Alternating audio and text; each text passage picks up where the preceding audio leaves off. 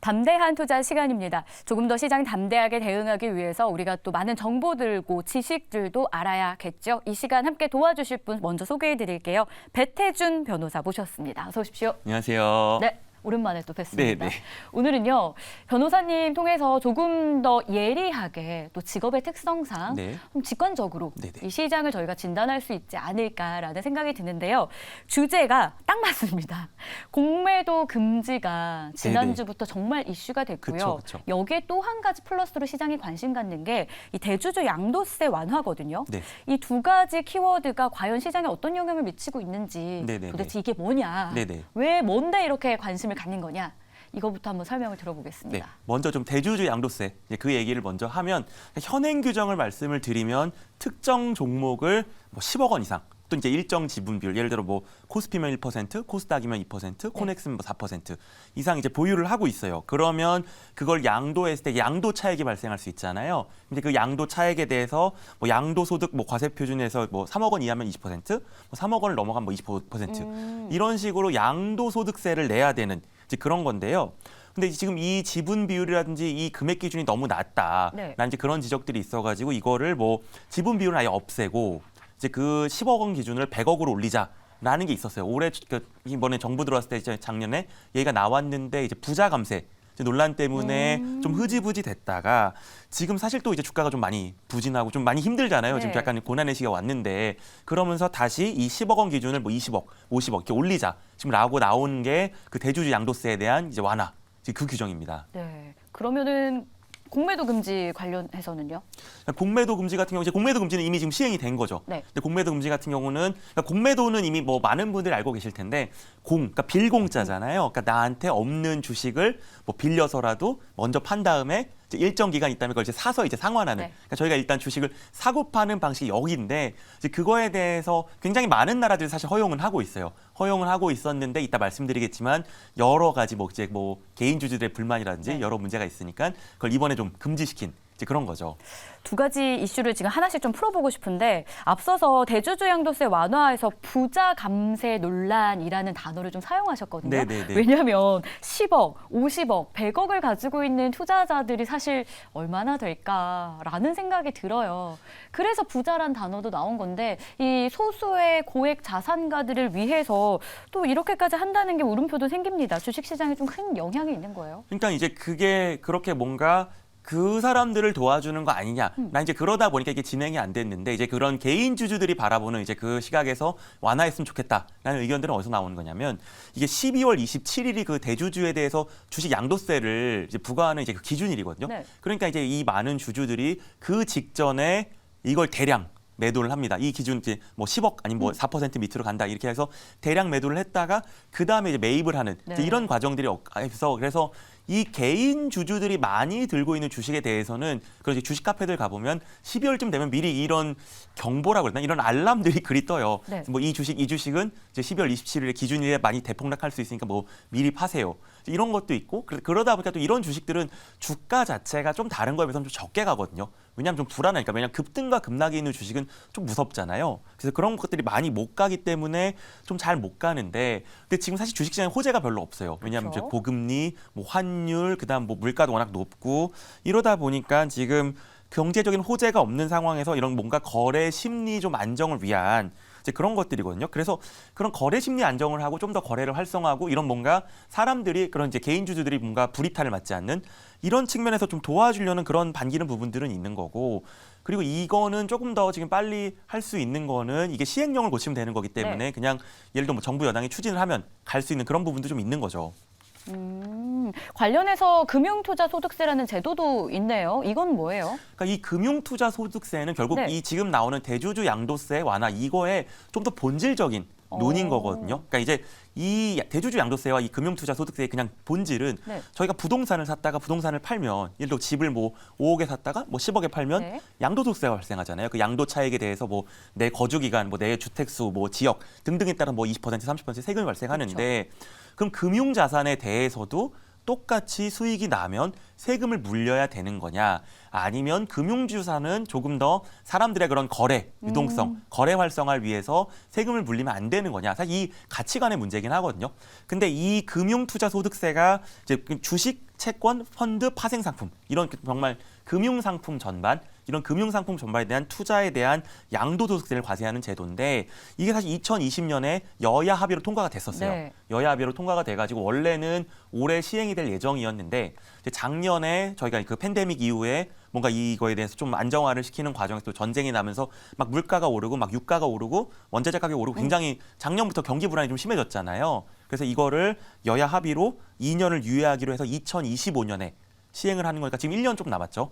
예, 이제 1년 좀 남았는데 사실 그래갖고 일단 생각해보면 그렇게 세금을 뭐 많이 내냐 적게 내냐로 그런 관점에서는 간단하진 않은 게 어떻게 보면 저희가 지난번에 뭐 헬스케어나 이런 걸 했는데 네. 그런 데서는 사실 R&D 예산이 많이 필요한데 그럼 R&D 예산을 사실 세수가 좀 부족해서 올해 R&D 예산을 많이 줄였잖아요.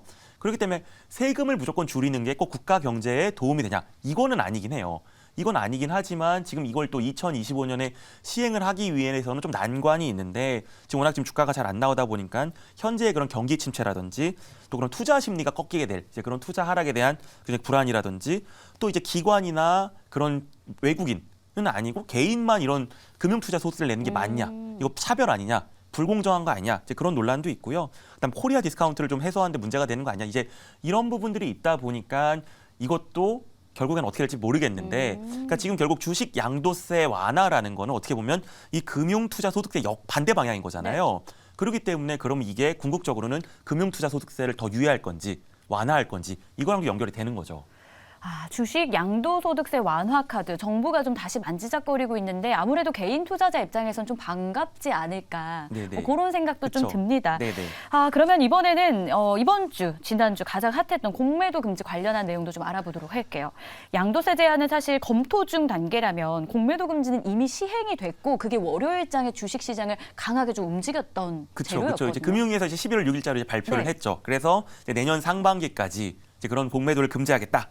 라고 했는데 이게 지금 네 번째거든요. 네. 근데 이게 앞에 세 번과의 차이는 앞에 세 번은 정말 글로벌한 좀 국제적인 그런 이슈가 있을 때였어요. 예를 들어 세계 금융위기라든지 유럽발 금융위기라든지 뭐 코로나19 사태 이래서 정말 전 세계 그런 금융 경제에 어마어마한 충격이 있을 때 그거에 대한 뭔가 급등과 급락 사이에서 개인 투자자들이 많은 피해를 보는 걸 막기 위한 거였는데 이번에는 그런 뭔가 글로벌한 이슈는 없죠. 그래가지고 이제 글로벌 시장에서 한국이 무슨 이유냐? 많이 이제 그런 문의도 들어왔다고 해요. 근데 지금 이제 금융위원회에서 금감원에서 발표하는 것들은 결국 글로벌 은행들이 그런 무차별한 정말 그런 불법적인 그런 공매도를 무차입 공매도를 했다. 그래서 증권시장을 고란시켰기 때문에 이거에 대한 관련 규정을 개선하기 위해서 이걸 금지하겠다고 했는데 약간 이제 뭐 그런 취지들은 뭐 충분히 뭐 이해는 될 수 있지만 결국에는 여태까지의 그런 통상적인 글로벌한 공매도 금지와는 좀 다르다 보니 좀 다른 뭐 의혹들이 있는 거 아니야? 이제 이런 얘기들도 좀 나오고는 있는 상황입니다. 개인 투자자들 사실 입장에서 이야기를 하게 될 수밖에 없잖아요. 저희도 그쵸. 개인이니까요. 그쵸. 공매도로 인해서 뭐 차별이나 피해가 사라졌다라고 하면서 또 굉장히 반기는 그런 분위기도 있었습니다. 이에 대해서는 지금 어때요, 반응이? 그러니까 지금 공매도라는 제도가 되게 뭔가 최근에 무슨 뭐 어떤 주로 이제 정치적인 이슈가 나왔을 때마다 공매도를 없애겠다라는 네. 걸 이제 여야 할 것 없이 많이 얘기를 하잖아요. 그래서 공매도는 그럼 굉장히 나쁜 제도인가? 이렇게 생각할 수 있는데 사실 공매도가 아주 오래된 제도예요. 한 수백 년 이상 됐고요. 전 세계 주요한 주식 시장에는 사실 다 있습니다. 네. 그럼 이게 이런 제도는 왜 있지? 라고 생각을 해보면 가장 큰 이유는 결국 시장이라는 게 저희가 일반적으로 주식을 사서 팔면 손실은 100%예요. 내가 10,000원짜리 주식을 사면 그 주식이 0원이 됐을 때 내 손실은 100%지만 이익은 이 10,000원짜리 주식이 100만 원이 될 수 있고 뭐 더 커질 수 있고 뭐 이제 주식 하신 분은 어마어마하게 커지길 바라니까 수익은 무한대잖아요. 그렇기 때문에 이 기대 손실과 기대 이익의 차이기 때문에 주식 가격이 실제보다 좀 올라요. 예. 그런데 공매도를 두면 공매도는 반대로 이익은 100%고 손실은 무제한이거든요. 왜냐하면 내가 이 주가가 아무리 올라도 이걸 사서 갚아서 팔아야 되기 때문에 이 공매도, 소위 말하는 이 뭔가 리버스한 거를 두면서 주식 시장의 그런 뭔가 긍정적인 정보, 부정적인 정보의 균형을 맞추겠다. 그래서 그걸 시장을 건전하게 만들고 효율적으로 만들고 위험을 해칭하고 유동성을 활성화하고 외국 자본을 유인하겠다. 네. 사실 취지 자체는 그렇게 나쁘지는 않습니다. 취지 자체는 나쁘지 않은데 왜 이렇게 개미 투자자들이 이거에 대해서 분노하고 이번에 공매도가 없었을 때 환호했냐라는 걸 보면 실제 이용 실태를 보면요. 우리나라에서 공매도를 거래하는 거의 98% 이상이 기관과 외국인이에요. 98%가. 네. 그러니까 개인은 1, 2%인데 물론 이 이유들이 여러 가지가 있겠지만 근본적으로는 결국에는 공매도는 약간 자본력을 따라가는 부분들이 없지 않은데 왜냐하면 손실이 무한되기 때문에 네. 그래서 자본력이 강한 뭐 기관이나 외국인들은 버텨서 언젠간 떨어지겠지. 그럼 떨어졌을 때 팔면 되는데 개인은 사실 그 무한대의 손실이라는 거를 견딘다는 게 감당하기가 힘듭니다. 그러니까 이용하기도 어렵고 여러 제도적인 제약도 있고 그래서 결국에는 뭔가 주식이 오르면 기관은 공매도를 치고 그건 개인이 샀다가 주식이 떨어지면 못 버티는 개인이 팔고 그걸 다시 기관이나 외국인이 공매도를 해서 다시 파는 거 아니냐라는 그런 부정적 인식들이 괜히 높아요. 그래서 이건 기울어진 운동장이다라는 비판들이 많아서 이번에 개인들은 사실 환호를 한 거죠. 다만 이 공매도를 완전히 금지하는 거에 대해서는 참 말이 많아요. 왜냐하면 세계적인 추세에 따라가는 것도 아니고 또 MSCI 편입 요구에도 좀 어렵게 하는 부분이 있다 보니까 완전 금지는 좀 안 된다라는 반대 의견도 있거든요. 그렇죠. 왜냐하면 MSCI 사실 선진국에 한국이 들어가서 되게 노력을 많이 해요. 네. 왜냐하면 이거와 관련된 인덱스 펀드들이 워낙 많아서 그럼 한국 주식 매입이 확실히 늘어나긴 하거든요.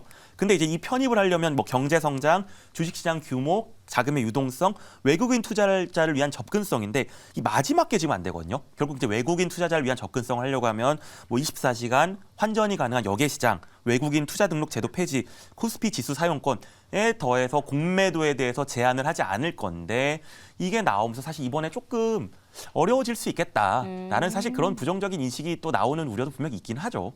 뭔가 결국 공매도 금지를 하냐 마냐 뭐 이렇게 단편적인 문제라기보다도 저희가 지금 내년 상반기까지 어쨌든 금지를 이미 시작을 한 거니까 그쵸. 그 사이에 좀 어떤 개선이 이루어지면 어떨까, 좀 더 보완이 되면 어떨까라는 생각도 같이 들어요. 그렇죠. 그러니까 개인 투자자들이 처음에 이걸 해갖고 막 그때 주가가 많이 올랐다가 사실 지금 이제 며칠씩 지나면서 반납했어요. 조금씩 반납을 하고 네. 있잖아요. 그러니까 이거를 내년 6월까지 봤을 때 공매도가 금지됐으니 우리가 우상향 시장으로 간다? 그건 아닐 거예요. 그건 아닐 거고 결국에는 지금 공매도와 관련해서 제도 개선, 아까 개인들이 갖고 있는 불만들이 있었잖아요. 가령 무차익 공매도. 그러니까 이제 정말 기관들이 주식을 빌리지 않고 유령 주식이라고 합니다. 유령 주식 거래를 해가지고 수익을 낸다든지 그다음에 상환 기간을 무제한 연장해줘서 이 주가가 언젠간 떨어지겠지 하면서 정말 배째라고 버티는 그런 거라든지 뭐 대차 거래라든지 보증금에 대해서 개인과 기관 외국인의 차별이 있는데 이걸 어떻게 해소해 줄 건가. 결국 전산화를 어떻게 하고 그런 것들이 가장 핵심인 것 같고요. 그래서 사실은 왜냐하면 시장의 제도가 많이 바뀌는 것 자체는 그렇게 좋은 건 아니거든요. 네. 그러니까 거기서 이익을 보는 소수와 정보의 불균형이기 때문에 사실 더 많이 이익을 보는 기관이 있기 때문에 그러니까 개인 투자자들 입장에서는 정말 안정화되는 게 좋은데 어쨌든 이번에 한번 금지를 했으니 네. 이 기회에 제도 개선이 좀 잘 되기를 기대해 보겠습니다. 좋습니다. 조금 더 지켜봐야 되고 또 보완, 개선 이런 것들이 더해져야 정말 좋은 제도가 되지 않을까 그런 생각이 드는 시간이었는데 여러분들께 좀 도움 되셨길 바라면서 배태준 변호사와는 여기서 인사하겠습니다. 고맙습니다. 감사합니다.